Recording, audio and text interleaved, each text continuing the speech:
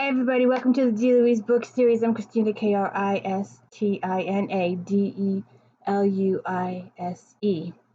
And before we get started, please hit the thumbs up, like, and subscribe. I have no technical abilities, just me talking books or talking Star Trek.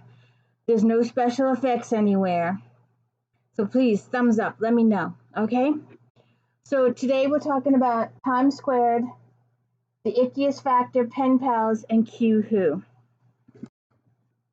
Now, in Times Square, Riker is fixing dinner with some really icky eggs. He should have went to Earth and got Earth eggs.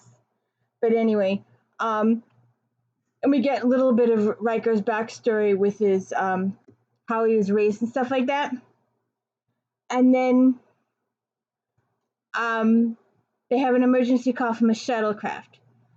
And again, Colomini is listed as a guest star. What's up with that? When is he going to become a member of the crew? They open up the shuttlecraft and they find Picard. So now they have two pedalcasts and they're having trouble with the shuttlecraft power. And so Geordi and Data work on the shuttlecraft and they discover that the shuttlecraft is about 6 hours ahead of them. That means that it's traveled back 6 hours. So they get that situated, and they decide it's a Mobius, a time loop situation. So they have a staff meeting, and they said something is waiting for us out there, but we don't know what it is. And the other Picard is still in sickbay, and he's afraid, and he wants to leave the ship. He's in another dimension. He's afraid, and Picard is in denial that this is his double. And Pulaski talks about relieving Picard of duty, and they wonder why Picard went on the shuttlecraft alone. Why? Riker thinks of possible time travel or an energy vortex, and Picard begins to second guess himself. Picard thinks they should stay and then thinks they should go, and then they are pulled even further into the thing. And they launch the probe, and Picard is attacked. Both Picards are attacked. So he believes the attacks are personal, and that's why the first Picard left the ship. And Colin and Brian and Dr. Pulaski discover the second Picard dead in the shuttle bay because Picard got rid of him. And then the other Picard decides at the last minute that he shouldn't go, that they should stay. And once they pass that time limit, this other shuttlecraft disappears, and Picard and Riker have a discussion in the end, a shared illusion and a road not taken. The Icarus factor. Riker has been offered his own command of the Ares, which is on a potentially dangerous exploration mission in a faraway sector. There's a civilian advisor coming, and it's his father, and Riker is so not happy to see him. Wesley is so excited, and he talks to Worf, who bites his head off. So Wesley believes that there is something bothering Worf. So he has Brian is having a talk with Riker and Ten Forward, and apparently Dr. Pulaski and Riker's dad, Kyle, had a romantic interest way back when. And Wesley tries to talk to Data about Worf, and then with Geordi, and they decide that it's up to Wesley to figure it out. And Pike, Pulaski, and Kyle were in a romance thing, and I was like, oh, good grief. Data walks up to Worf and says, you seem to have lost to communicate with others. I mean, come on, Data. What the? I was just like, oh, good grief. You have friends here. He tells Data to be gone. Worf goes to see Riker, and Worf and him discuss Riker's feelings. Worf wants to go with Riker because he feels it may be a dangerous mission. Riker's father attempts to make amends. Troi meets Riker's dad. Pulaski sets them up. Deanna feels that the dad is anxious. Riker's dad left him alone at the age of 15. I wonder why. What's up with that? Why did he do that? Apparently, he couldn't handle being a single parent. Could he not have married and kept Riker with him? Oh, there's a hair there. Then Wesley figures out what's wrong with Worf. It's the 10th anniversary of the Day of Ascension. And Wesley thinks Worf feeling culturally and socially isolated.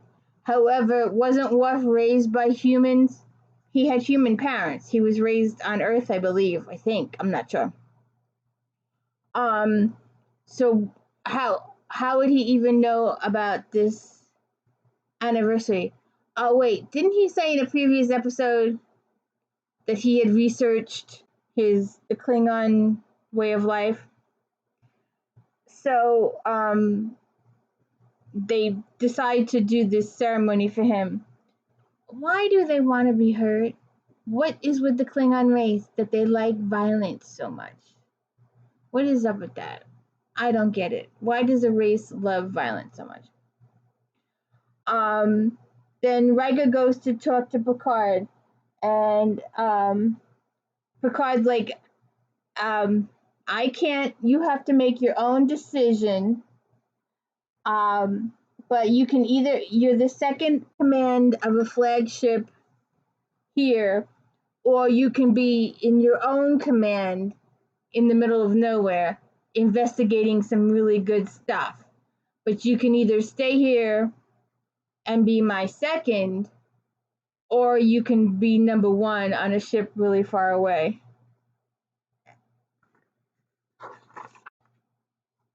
So Geordi is discussing repairs with O'Brien, and Data is correct in the assumption that it's insulting that the docking crew is saying the same things they are, that they could have just fixed it themselves. And Deanna and Riker have an until next time talk. The writers give them all these moments in all these episodes. And Jonathan Frakes said that him and Morena, they tried as much as possible to have these little itty bitty moments because they wanted the characters to get together, even though the writers were like against it. But the actors wanted it, and so then we get a little bit more confirmation that they do have feelings for each other. But why the writers kept throwing them apart? So Kyle and Riker need to have this talk, and they decide to play this martial arts game. And Pulaski is upset that Kyle is a little old for this game and he could get hurt. Like, good grief, lady. It's his son he's playing with. His son is not going to hurt his father, and his father's not going to hurt Riker. It's just that they got to get this out. They got to deal with whatever's between them. And then Geordi, Data, Wesley, and O'Brien and Pulaski attend the ceremony. And Deanna takes him to the holodeck and splits. He's like, no way am I staying to watch this. So Worf walks into the holodeck, and I want to cringe. I just want to cringe 6 ways to Sunday. They electrocute him as he repeats this ceremony. How does he know the words to the ceremony? Well, I know he did all that research, but did he research all the ceremonies and did he look it up and was he memorizing it just in case? And then when the ceremony is over, Worf thanks everybody. You want to thank people for punishing you, for beating you, for hurting you? What is up with that? Riker and his father have this fight, and Riker figures out that his father is cheating, and they finally have it out, and they vent their differences. I can talk millions, but I can't talk to my son about my feelings, he says. Riker said he's glad his father came. The analytical team suggests exactly what Data said, that they can fix it on their own, and Picard says it also gave Riker time to consider this promotion. And Riker has decided to stay. Of course, we all knew he was going to stay because he's the main character in the series, and he wasn't going to leave the series. But they had to give a little suspense there.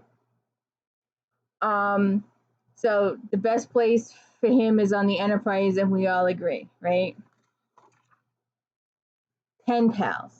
There's a voiceover introduction, and Picard wants to go to ride a horse on the English countryside, and he's explaining all this to Troi. And Troi says that Picard wants a companion, not a pet, and that she had a cat when she was little, but her mother and the cat didn't get along, so they had to get rid of the cat. I'd keep the cat. Have you seen Deanna and her mother interact? Remember the wedding? Okay. Then Picard he gets called to the bridge, and he's on the holodeck in full costume. Within 10 seconds, he's back on the bridge in uniform.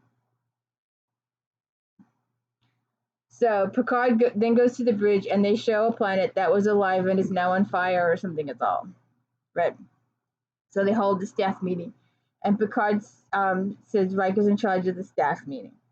And Riker reminds us that he was way back when Wesley decided to stay on the Enterprise, that he was put in charge of Wesley's education. So he has decided that he would like to put Wesley in charge of the genealogical team, and in order to further Wesley's studies for Starfleet. So all the officers that Wesley chooses for his crew are older than he is, and he's a little intimidated. But he's going to go with it. And Calamini is once again listed as a guest star. What is up with this? Okay, can't the guy be made a part of the crew? Oh wait, Deep Space Nine, I'm sorry. So Dr. Pulaski has doubts in the beginning. When Riker calls Ensign Crusher to the bridge, his replacement gets up and sits in his chair. Wouldn't you like to be the person with get paid and get lifetime bragging rights that you walked in and sat down in the chair? You were on screen, all your friends saw you, right? And all right, so you didn't have any lines to say, but you were still on the show. You get bragging rights for eternity, right? So then Wesley walks into the room, and you can see that he feels like he's being called to the principal's office. It's just the total expression on his face. He walks in, and they're all just sitting there looking at him. He's like, what have I done wrong? Isn't that your first reaction when someone says, hey, I need to talk to you? Isn't that your first thing? Is like, oh my God, what did I do? And you go racking your brain going, what did I do? What did I do? What did I do? So Riker tells him of his assignment, and he lights up like a Christmas tree. He's like, yes. Picard gives Wesley a little pep talk. And Data has set up a personal monitoring to monitor conversations, and he contacts he answers this girl's transmission, and he shouldn't have. That sets up a future thing. So Worf trips over the stuff on the floor. Data, you got to pick up your stuff. Wesley gets a voice from Troi and Riker, and Wesley starts his minimal survey. Davies seems to undermine Wesley from the beginning, and Data continues to monitor the little transmission and talks to his friend. Pulaski also gives Wesley a pep talk, and he goes in and he's like, I'm going to do this. And Data has a continued conversation with Sarjenka. And Data tells them that the planet's in trouble, and if they try and help, they'll violate the Prime Directive. So they call a senior staff meeting. Picard then tells Data that he must stop talking to the girl. But we'll come back to that. Riker helps Wesley make a judgment going, hey, look, if you just think this is the right thing to do, then you need to tell your team this is the right thing to do. Whether they protest or not, they need to do it because you're supposed to be the one in charge. And that's how he's going to gain self-confidence and authority. And he tells Wesley to say, what would Picard do in this situation? So Wesley tells Davis to run the scan, and he does it. And then they start a staff meeting about data and how the prime directive is not a matter of degrees. Is their presence their fate? Picard brings up many reasons for the prime directive. Pulaski says Data's friend is going to die. Doesn't that mean something? Worf says it means something to Data. Again, Data is becoming more and more human as the series goes on. He's being referred to more and more human as the series goes on. He's becoming more human to us. In The Measure to Man, it was proved that he can make his own choices. So if he can make his own choices, he's a little more human. And of course, we know the Doctor from Voyager will be very happy about all those choices. So, like, Picard had told Data to end contact, but then they hear the little girl crying, and it hurts the heart. Picard decides to help. Because of Wesley's insistence that they run the survey, they now know what the problem is, and they know how to fix it. So Riker and Picard have a private talk about Data going to the planet. Data goes to the planet. He takes the girl to the Enterprise. And she's like clinging to Data, and she doesn't want to let go, and the whole 9 yards. And when Data brings the girl up to the Enterprise, Miles says, there's going to be hell to pay. They call Data to the bridge, and he brings the girl again. She's very frightened, and they take her to sickbay. They erase her memories, and then Riker and Wesley talk. He tells Wesley he did a really good job, and Data said he's sorry, but Picard says he doesn't need to hear his apology. He understands why Data did what he did. Now, Q-Who. Lord have mercy, gonna roll my eyes back in my head. There's no voiceover introduction to this one. I love the dialogue between Geordi and Sonia, and then she spills the hot chocolate on Captain Picard. Oh, good grief. Her 10 minutes on the ship and she's spilling hot chocolate on the captain. And then he goes to his quarters to change his clothes, and instead Q takes him to a shuttlecraft. And Q nicely cleans up the hot chocolate. He doesn't have to spend the whole episode with hot chocolate on him.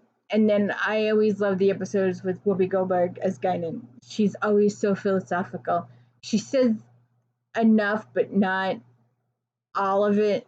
One of the books I'm reading, the Caroline Haynes series, she's got a ghost Judy, and she just, there's another one that tells stuff too. But Guinan, she gives some hints, but not the complete thing. She wants the person to discover the answer on their own. And again, Colin Meaney is listed as a guest star. Q is telling Picard that they have business to discuss. And Troi figures out that the captain is missing. After 6 hours, Picard agrees to hear Q's request, but only if he's back on the Enterprise. So then they're back on the Enterprise, and they're in 10 forward, and Q is afraid of Guinan. I don't know what the hell all this was about, but that was there. So Riker and Worf show up, and Q wants to be a member of the Q. And they revisit the past with Q. Picard says they don't trust him. Q has a conversation with Guinan on how the humans are not prepared for all that is out there. Guinan says they will learn. Q is telling him about the horrors that face them in the future and how they are unprepared for it. And since then, I've been wondering, since he did all that stuff with the trial, they kicked him out of the Q. Yeah, right. And he's been wandering around, and then he remembered all the good times he had with Picard, so he'd come back to the Picard, and he wants to join the crew. And they're like, hey, no, you put us on trial, you did this, you wanted Riker to join the Continuum. They list all the grievances. And big mistake that you didn't accept my offer and more, and I realized here is where I want to be. He wants to be on the show.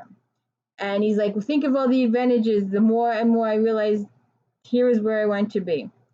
Now, I neither require any special treatment, and if necessary, I can't imagine why I renounce my powers and become weak as incompetent as all as you. And Picard's like, no, Q, just leave us alone.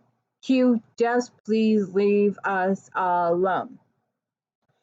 And Q's like, well, in fairness, let me try. I deserve that much. And Riker points out, you kidnapped Picard. Why should we give you this chance when you kidnapped Picard? And Q's like, well, I've added a little excitement and spice to your life, and all you do is complain. Well, yeah, you're torturing the life out of us. So Picard says, Q says, where is your adventures, your imagination? And Picard says, simply speaking, we don't trust you. And Q's like, you may not trust me, but you do need me. You are not prepared for what awaits you out there, what the unknown is. And Picard says, we cannot prepare for what we have no knowledge of. We can't, we try to anticipate all the unknowns, but we don't know what the unknowns are until we get there. And Q says that they have arrogance and they really have no clue. And Q says, you compare yourselves to the Klingons and the Romulans, but they are nothing compared to what's coming. And Picard says, Picard, you are about to move in areas of the galaxy containing wonders more incredible than you can possibly imagine, but also horrors. And Riker says, we would just have to do the best we can. Picard says, we are determined to do what we can do. We don't know how good or bad it'll be until we actually get there. And Q gets really mad and flings them 7,000 light years away from the nearest anywhere.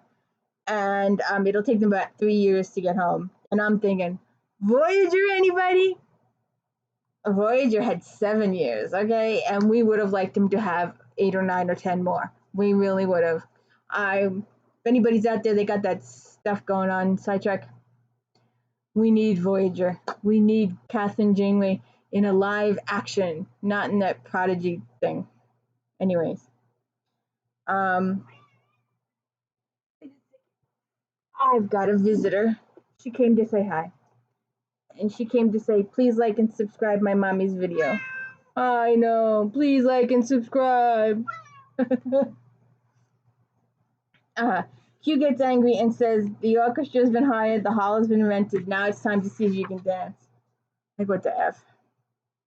Picard asks Guinan for help, and she says that they need to run. They need to get out of town. And Picard's like, no, well, as long as we're here, we might as well investigate. What the F? Run!